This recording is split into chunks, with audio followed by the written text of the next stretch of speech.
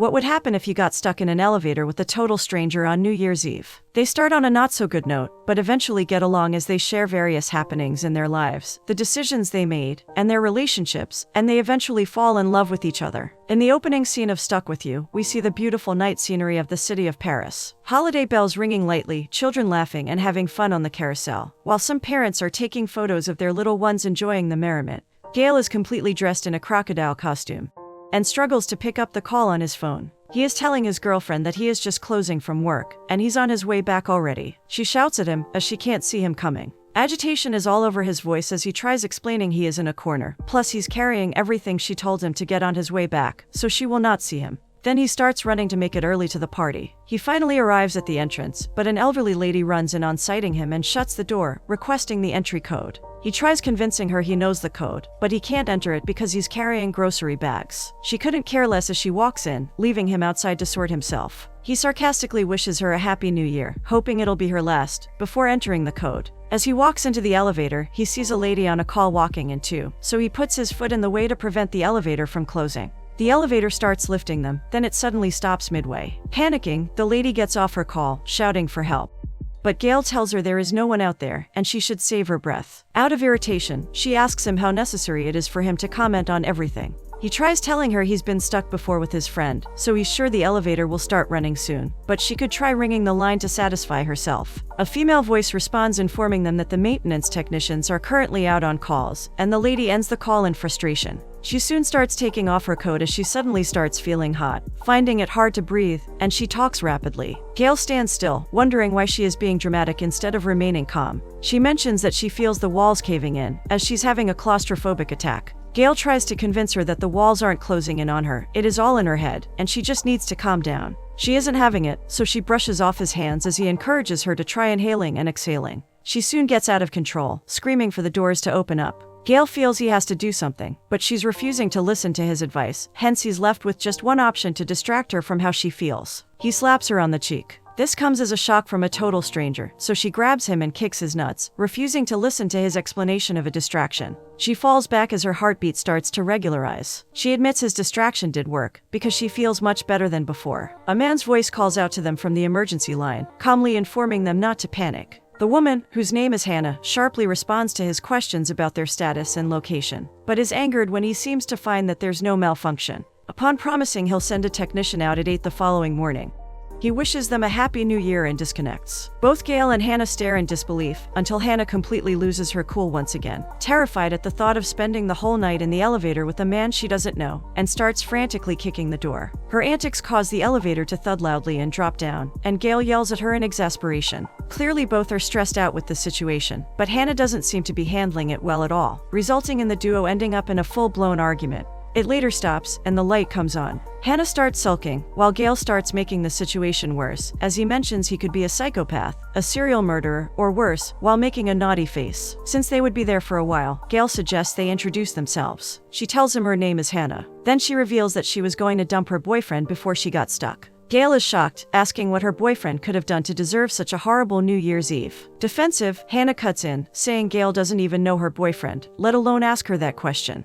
They continue antagonizing each other until the elevator door opens up with gentle ukulele music playing. In fact, the elevator door opens up to Gale's past, and he tells her this is exactly where he spent his childhood. They watch as a little boy is tied to a pole and two other boys, Gale's cousins, are forcing him to choose something. They pee on him and he screams, calling for his dad to come rescue him. As the younger version of Gale shouts, the older version is also shouting, and he opens up his eyes to find himself sitting in the elevator. He explains how his younger self had no self-confidence. Out of concern, Hannah asks how he survived his cousins peeing on him, and he tells her his cousins were indeed horrible, but they were also nice to him sometimes. Hannah starts teasing him about his childhood experiences. Later, he shifts the attention to her and asks where she's from. She grabs the bottle of wine in front of them, but as she is trying to uncork it, the cover accidentally hits Gale, and she chuckles at his poor reflexes. The stairwell opens, and they can hear a woman yelling at someone. Gale recognizes the voice of the man as his best friend Ben. He calls out to Ben to help them get the fire department to open up the elevator, but Ben is not sober enough to even make sense of Gale's situation, so he starts narrating how he got kicked out of the party for supposedly being too drunk.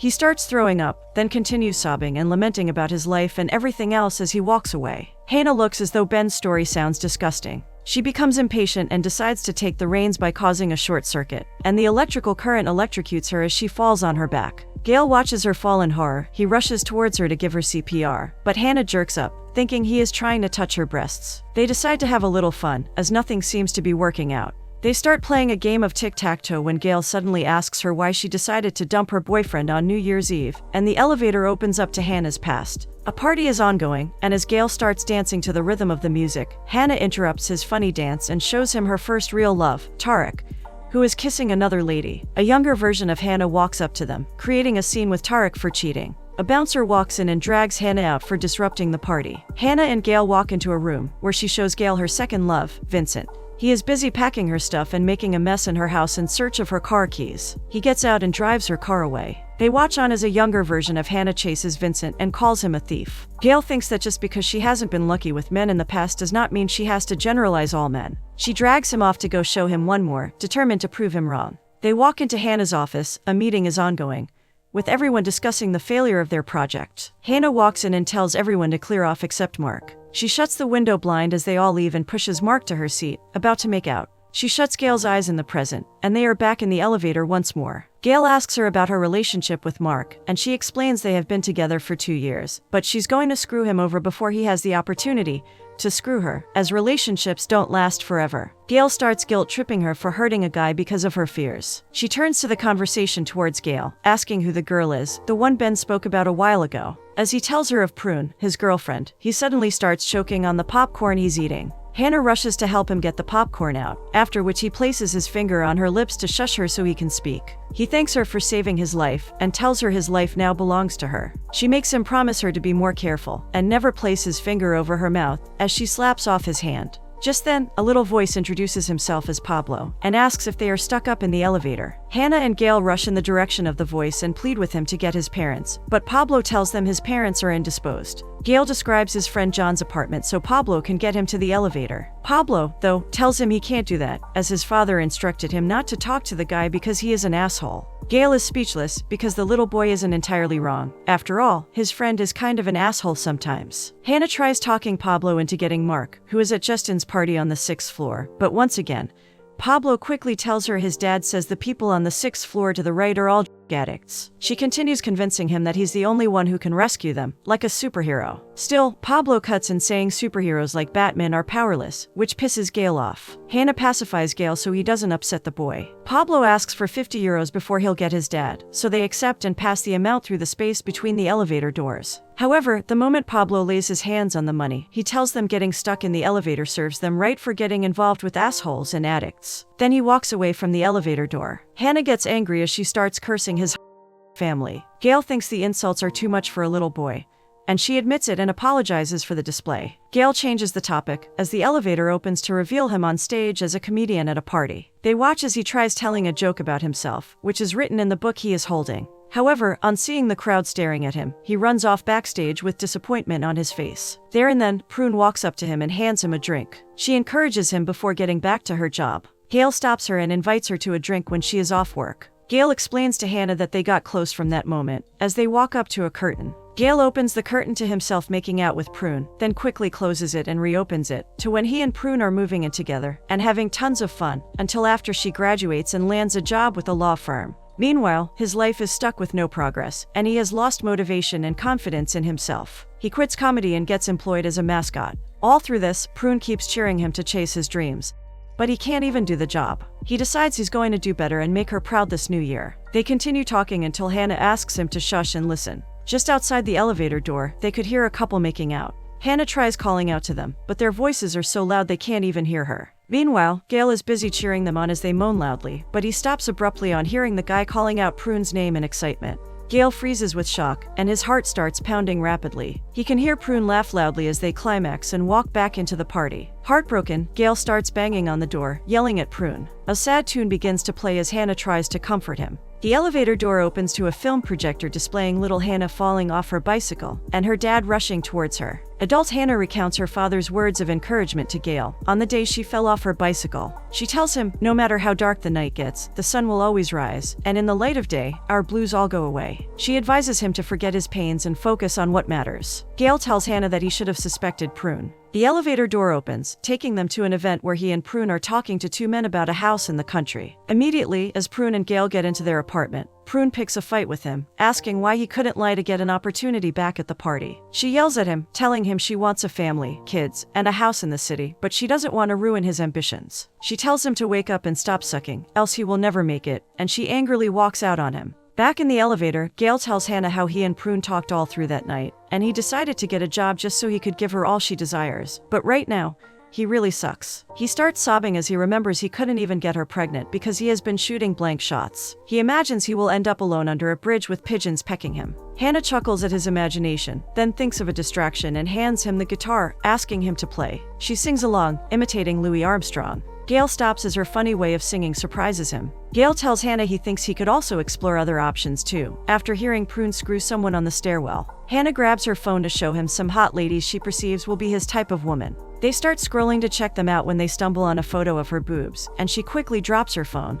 But it's too late, Gail has already seen it. He acts dumbstruck and begs her to allow him to take one last glance, as it was initially blurry. He starts teasing her, making her laugh while she tickles him. Hannah asks him what his type of woman looks like, and he fixes his gaze on her, making booby gestures with his hand. He suddenly gets up and tries pulling the doors apart with his hands. He opens the door and sticks himself in between the doors, to prevent it from closing up. However, the door tightens around him, making him unable to move back and forth. Hannah rushes to drag him out before it hurts him. They fell back into the elevator, panting, and Hannah tells him she just saved his life for the second time. So according to the code of Shibadu, he owes her his life twice, as they breathe heavily. Hannah asks Gail if he's serious when he mentions her being his type, and if he can see them being together. Gail smiles widely, imagining a 60s family sitcom of the two of them. A warm home, a caring wife, and wonderful kids. Hannah calls him a weirdo, as his imagination does not exist, so Gail tells her to imagine them being together instead. She stares at the elevator as it opens to her speaking in a southern accent, welcoming him home in a typical country outfit,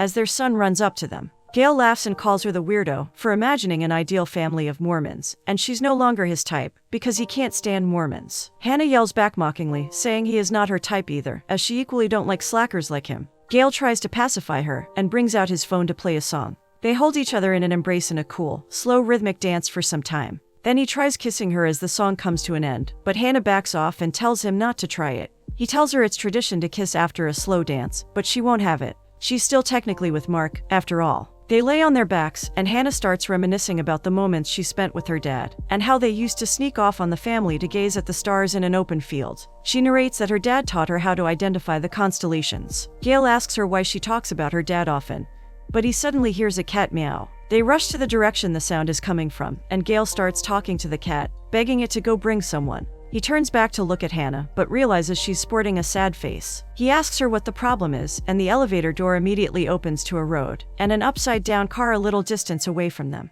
As they walk down the path, they come across an accident scene, and they can see little Hannah with tears in her eyes, urging her dad, who is lying lifelessly on the floor, to stand up. Hannah tells Gail her dad had a brain aneurysm while driving, which resulted in the accident.